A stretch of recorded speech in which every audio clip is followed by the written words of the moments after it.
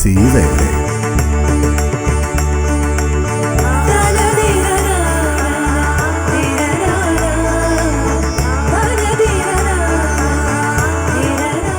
പട്ടും പൊന്നുമണിഞ്ഞ് മകളെ കാണുമ്പോൾ അവൾ പുരുഷോത്തമനായ ഒരു വരൻ്റെ കയ്യും പിടിച്ച് അഗ്നിയെ വലം വയ്ക്കുമ്പോൾ ഓരോ അമ്മയും അനുഭവിക്കുന്ന ആനന്ദമില്ലേ, ആ ലൗകിക ആനന്ദത്തിൻ്റെ ലഹരിയിലാണ് ഞാൻ. ഞങ്ങൾ പുറപ്പെടുകയാണ് മാഷെ. ശുഭം നേരുന്നു. പോവുക, പോയി ജീവിത ദൗത്യം സഫലമാക്കി മടങ്ങി വരിക.